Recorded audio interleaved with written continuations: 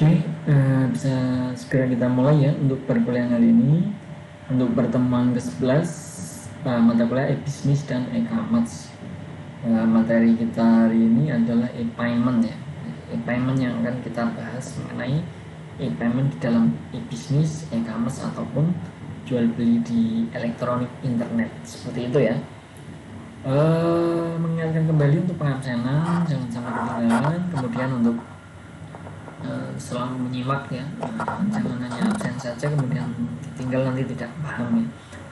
Dan juga untuk materi silahkan bisa kalian akses di Classroom, sudah saya share di sana, silahkan ya, bisa di download dan dibuat bahan belajar dan pengembangan tentunya yang tidak saya jelaskan secara detail, nanti kalian ditambahkan sendiri biar apa, biar paham, lebih paham seperti itu ya.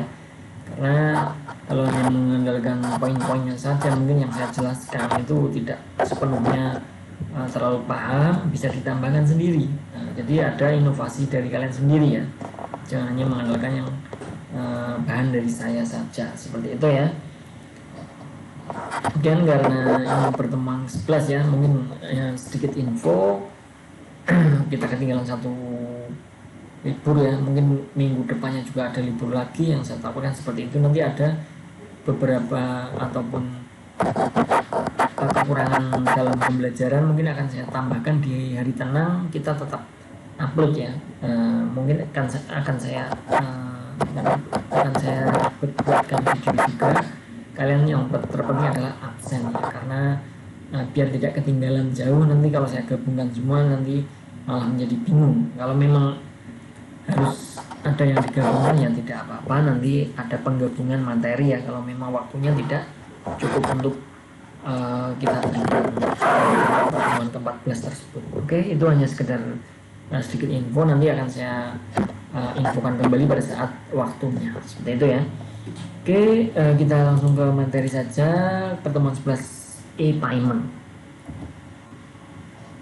Dan pembahasan kita apa? Pengertian e-payment, kemudian sistem pembayarannya seperti apa, keamanan untuk e-payment itu sendiri seperti apa. Nah, kita tentunya harus tahu ya, apa itu e-payment sebelum kita melangkah lebih jauh mengenai sistem pembayarannya, keamanannya e-payment itu seperti apa. Nah, kita harus paham dulu apa itu e-payment. Untuk e-payment sendiri suatu sistem menyediakan alat-alat untuk pembayaran jasa atau barang-barang yang dilakukan di internet. Mungkin dari sekian teman-teman juga banyak yang menggunakan istilah e-payment tersebut ya. Misalkan kalian berbelanja online, kemudian pembayarannya tidak secara konvensional atau secara langsung, itu tentunya kita menggunakan e-payment ya. Nah, di dalam membandingkan dengan sistem pembayaran konvensional, pelanggan mengirimkan semua data terkait dengan pembayaran kepada pedagang yang dilakukan di internet, dan tidak ada interaksi eksternal lebih lanjut antara pedagang dan pelanggan. Jadi secara online, karena namanya juga online ya. Untuk pada zaman sekarang ini kan zaman teknologi semakin maju, kita berbelanja tidak harus berinteraksi secara langsung sama penjual. Kita cukup lewat online, pembayaran online, nanti akan dikirim barang sampai rumah kita, dan itu ada jaminan keamanannya seperti yang tadi saya katakan, ada keamanan di e-payment itu sendiri. Nah, seperti halnya kalian berbelanja di elektronik, bisnis elektronik tadi ya, di e-commerce, kalian saya rasa semua sudah pernah ya berbelanja di elektronik tersebut, misalnya di e-commerce. Dan setiap pembayaran, sistem pembayarannya terdapat beberapa sistem pembayaran. Ada yang pertama adalah micropayment, skalanya lebih kecil ya.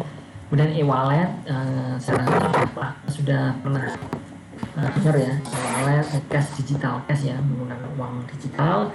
Kemudian kredit card atau kartu kredit, smart card, ini juga sudah sangat umum ya. Saya rasa kalian sudah paham, nanti bisa dikembangkan ya, apa itu beberapa sistem pembayaran dari e-payment itu. 5 poin tersebut silahkan dikembangkan, ditambahkan ya.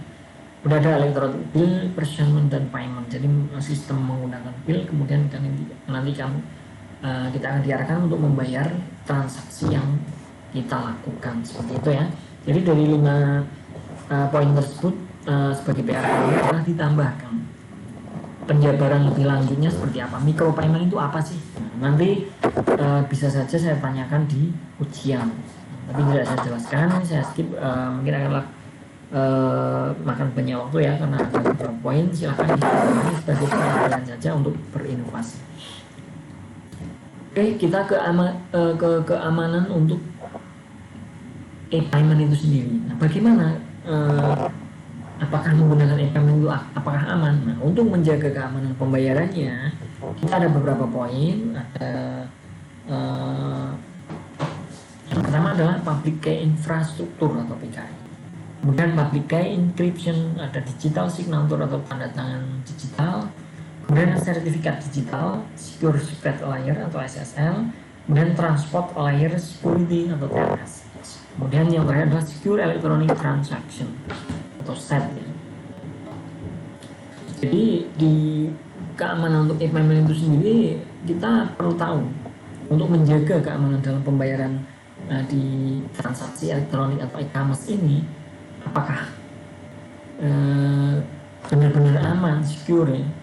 Nah, itu ada beberapa poinnya untuk menjaga keamanan tersebut. Nah, ini akan kita bahas satu persatu mengenai keamanan e-payment itu sendiri. Oke, langsung kita ke poin pertama, public key infrastructure. E-payment sistem secara khas modelnya tipikal seperti sistem public key infrastructure. Suatu public key infrastructure memungkinkan para pemakai yang pada dasarnya tidak aman di dalam jaringan publik seperti internet, maka dengan public key infrastructure akan merasa aman dan secara pribadi menukar uang data melalui penggunaan suatu publik. Infrastruktur kunci publik menyediakan suatu sertifikat digital yang dapat mengidentifikasi perorangan atau suatu direktori, jasa, dan organisasi yang dapat menyimpan dan manakala diperlukan untuk menarik kembali sertifikat tersebut. Jadi terkadang kita berbelanja itu was-was ya.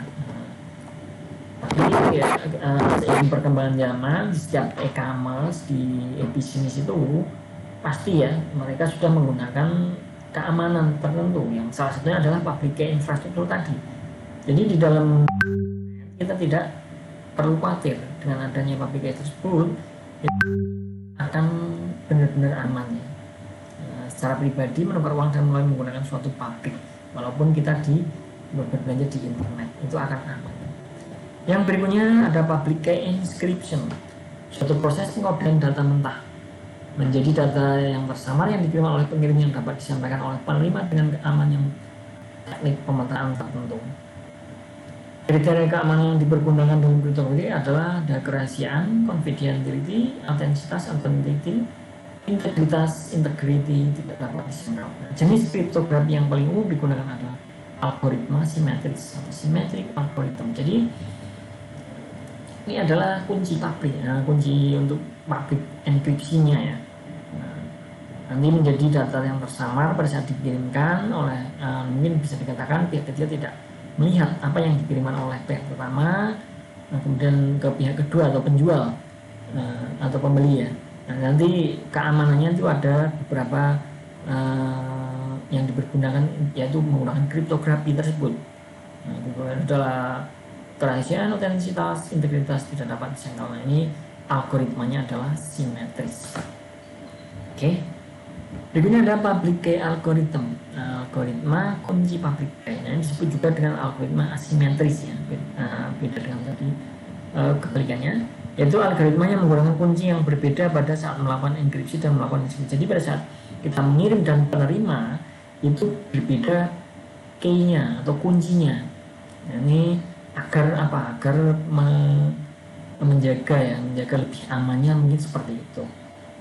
Jadi antara yang pertama, kunci pertama dan kedua itu berbeda.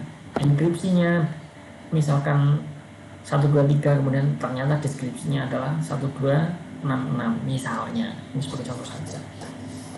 Untuk keamanan yang berikutnya adalah sertifikat digital atau sertifikat otoritas ya, merupakan pihak ketiga yang bisa dipercaya atau trusted party atau TPP. Sertifikat otoritas yang akan menghubungkan kunci dengan pemiliknya. Nah, TTP ini akan menentukan sertifikat yang berisi identitas seseorang yang juga kunci privat dari orang tersebut. Jadi akan memberikan sertifikat ya identitasnya sudah ada, kemudian kunci privat tersebut akan diberikan kepada orang yang memang diberikan untuk sertifikat tersebut, aman ya. Yang berikutnya ada tanda tangan digital. Ini merupakan tanda tangan yang dibuat secara elektronik, signatur ya. Digital signatur dengan jaminan yang lebih terhadap keamanan data dan keaslian data. Baik jaminan tentang identitas pengirim dan kebenaran dari data atau paket data tersebut. Pembuatan tanda tangan digital dengan menggunakan algoritma kunci publik, banyak metode yang bisa digunakan. Di antaranya ada RSA yang mungkin sering digunakan, menggunakan kunci privat atau kunci publik untuk melakukan enkripsi. Jadi nantinya itu tergantung ya, mereka menggunakan dari e-commerce apa, kemudian menggunakan metodenya apa. Salah satunya ada RSA tadi, menggunakan kunci privat atau publik untuk melakukan enkripsi. Seperti itu ya. Tanda tangan digital. Kemudian ada Secure Socket Layer atau SSL, merupakan suatu protokol yang membuat sebuah pipa pelindung antara browser, cat holder, dan merchant, sehingga pembajak atau penyerang tidak dapat menyadap atau membaca informasi yang mengalir pada pipa tersebut. Nah, pada penggunaannya, SSL digunakan bersamaan dengan protokol lain seperti HTTP ya, Hypertext Protocol seperti yang kalian biasa akses di internet ya. Kemudian ada sertifikat authority-nya. Dan biasanya untuk saat sekarang itu HTTP-nya ada S-nya, HTTPS lebih secure, lebih aman. Itu adalah SSL. Jadi SSL ini adalah protokol ya sebenarnya, membuat pipa pelindung di dalam jaringan internet pada saat kita bertransaksi.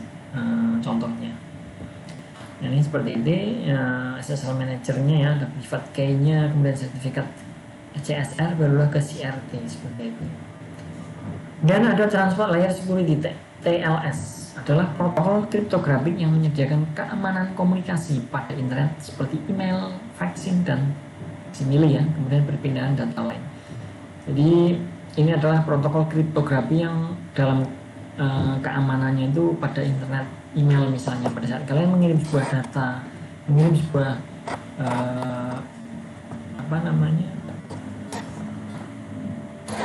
data-data yang penting ternyata, tapi kalian takut apakah aman atau tidak. Nah, di situ sudah adanya transport layer security atau TLS, jadi aman ya. Nah, misalkan kita sebagai pengirim kemudian sampai ke penerima, itu nanti ada key-nya. Jadi seperti tadi di atas ya. Sebentar. Nah, jadi antara penerima dan pengirim itu ada key-nya sendiri. Seperti itu, jadi akan aman ya, TLS tadi. Dan yang terakhir, Secure Electronic Transaction Set-nya. Ini lebih ke kartu kredit ya, merupakan suatu proses di mana saat pemegang kartu kredit akan membayar belanjanya di website pada saat kita berbelanja di merchant-nya ya, di e-commerce.